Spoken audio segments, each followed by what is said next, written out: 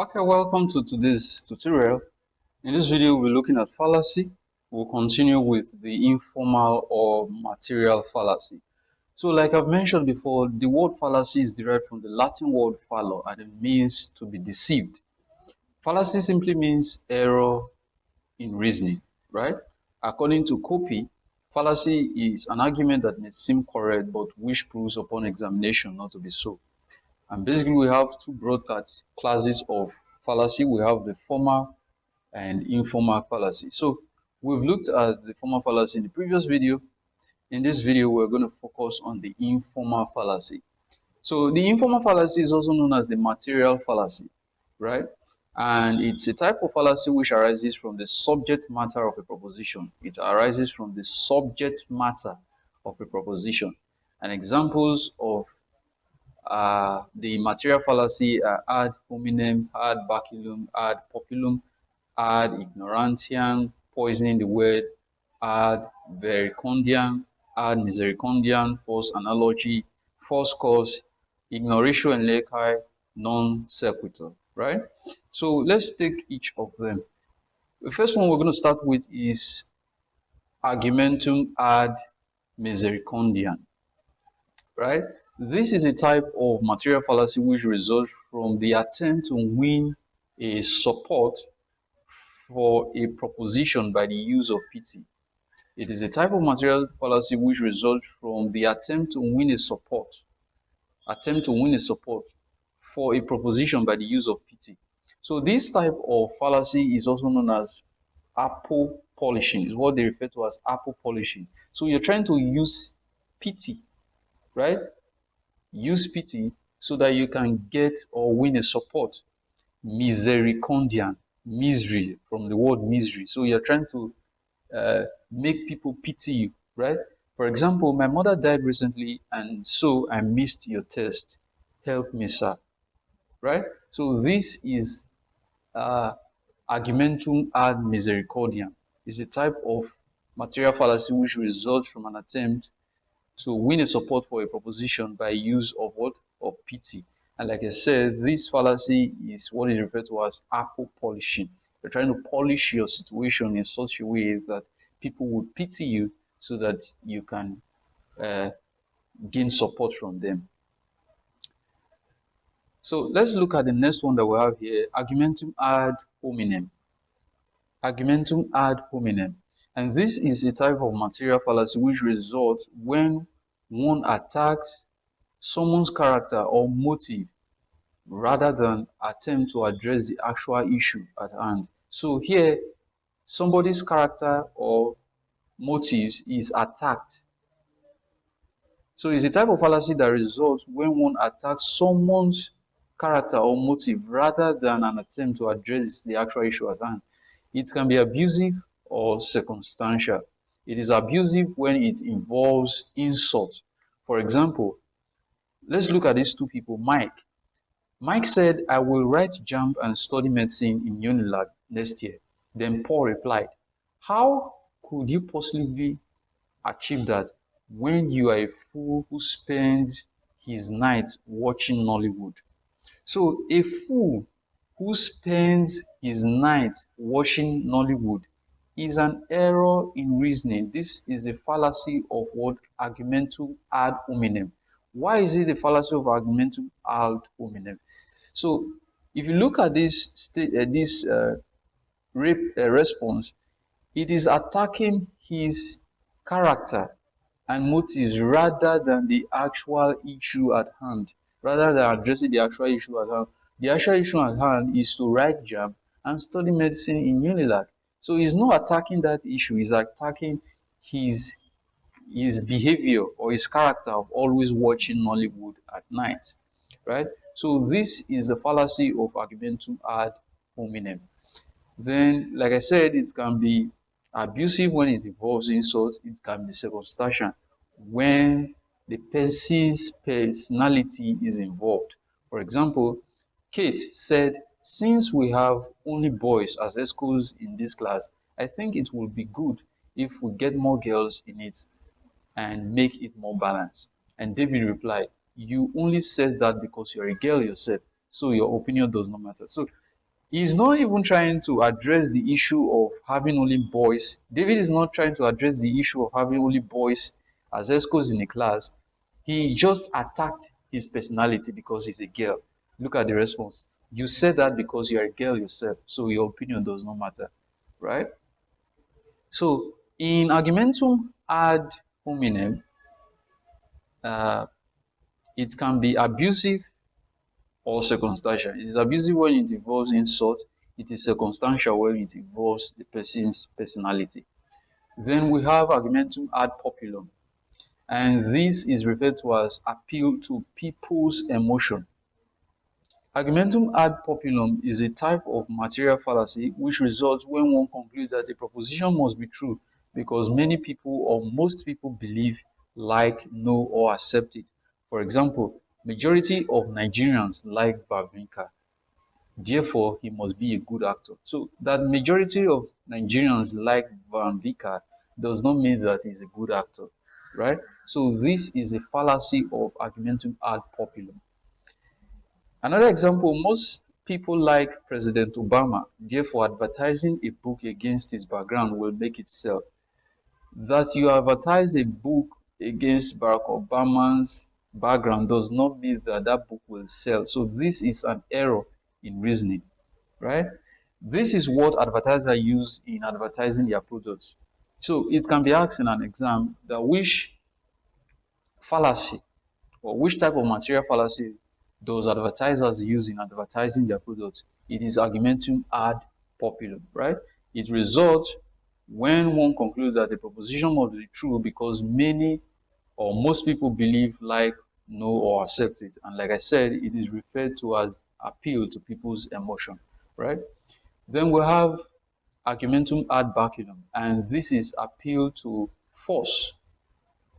It is a type of material fallacy which results when one make an appeal to force or impose a threat or force to bring about acceptance of a conclusion. You are trying to impose or force somebody to do something, right? So it is usually used in political and social gatherings. So in political and social parlance, it is called swinging the big stick. So this is a very important point. You can be asked in an exam, which of these fallacy refers to swinging the big stick? You should know that it is argumentum ad baculum, appeal to force. For example, a lecturer said, buy these books or you will not pass, right? He's trying to impose a threat, trying to impose force for a student to buy the book, right? So an employer is saying, go back to work or you will not get paid. So that employer is trying to make an appeal to force or impose that threat on the employee so that he can go and work, right? So all these are fallacy of what argumentum ad baculum. So when it comes to force, you should know that it is argumentum ad baculum. Then we have argumentum ad verecundiam, and this is appeal to authority. So this is a type of material fallacy which results when one claims that something is true simply because a valid authority or expert on an issue said so without any supporting evidence. So the valid authority that they are referring to here can be books, it can be a person, or it can be God. For example, in the Bible says, give and it shall be given unto you. That you give does not mean that it will be given unto you. So this is a fallacy of argumentum ad verecundiam, right? War and strife are necessary for development because Heraclitus said so. Because Heraclitus is a major philosopher that said that war and strife are necessary for development does not mean that war and strife will bring about development, right? So this is a fallacy of argumentum ad verecundiam. And like I said, this is appeal to authority, right? Then we have false analogy, which is also referred to as wrong comparison. Wrong comparison. And this is a fallacy which results when one proposes that two concepts having common relationship have the same property in the same area or in some areas. For example, doctors use x-ray for medical examination. Lawyers use briefs. to guide them during a trial. Therefore, students should be allowed to use their textbooks during an examination.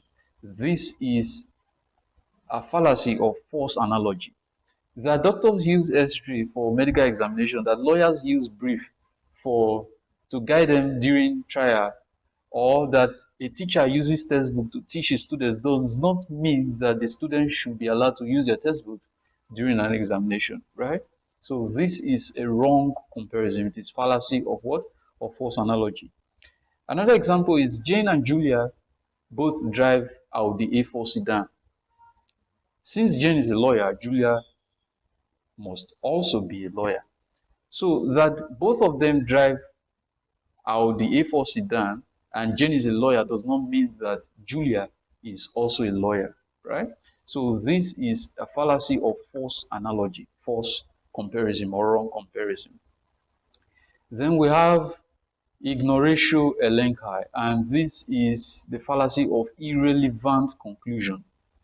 It is a type of formal fallacy which results when the conclusion of an argument fails to address the issue in question. When the conclusion of an argument fails to address the issue in question. For example, primary school children these days can neither read nor write. Therefore, prayers should be returned to the classroom. So this conclusion does not address the issue at hand at all. Primary school students these days cannot read nor write. Therefore, prayers should be returned to the classroom. Prayer will not help them to be able to read and write, right? So this is a fallacy of ignoratio elenchi, irrelevant conclusion. Then we have the fallacy of false cause, and this results when the cause of a thing is incorrectly identified. For example, the rain fell that evening of January 11, 1970 to mark the death of the Oba of Benin. So the real reason why the rain fell in that evening of January 11, 1970 is not because of the death of the Oba of Benin. No, it could be because the cloud is full. So this is a fallacy of false cause. It results when the cause of a thing is incorrectly identified. The reason why rain fell that day is not because of the death of the Oba of Benin, right? There is a scientific reason why the rain fell. So we have the ninth one we're going to look at is non sequitur. And this fallacy means it does not follow, right? So this is a type, non sequitur is a type of material fallacy which results when a conclusion does not logically follow from its given premises. For example, Jane said, "What is it like outside?" And Paul replied, "It is 4:00." It does not logically follow, right? It is 4:00 does not depict anything. Assuming he said it is like 4 p.m., that would make sense. It will make sense in the sense that you are trying to imply that the weather outside is as though the time is 4 p.m., right? Okay, so the last material fallacy that we're going to look at in this video is petito principii, which simply means begging the question. So this is a material fallacy which results when a conclusion is assumed from the premise. It is a secular form of reasoning. For example, everyone wants the new iPhone because it is the hottest new gadget on the market. So that iPhone is the hottest new gadget on the market does not mean that everyone wants the new iPhone, right? So this is the fallacy. This is the fallacy of petito principii. It results when a conclusion is assumed from the premise. It is the hottest new gadget in the market is the premise. So you just assume a conclusion that everyone wants the new iPhone. Another example is Brazil is the greatest footballing nation because it is the home of football. That Brazil is the home of football does not mean that it is the greatest footballing nation, right? So this is a fallacy of petito principii because we are drawing a conclusion that Brazil is the greatest footballing nation because of the fact that it is the home of football, right? So with this, we come to the end of material fallacy. In the next video, we're going to look at past questions as regards to fallacy. Thank you very much for listening. God bless.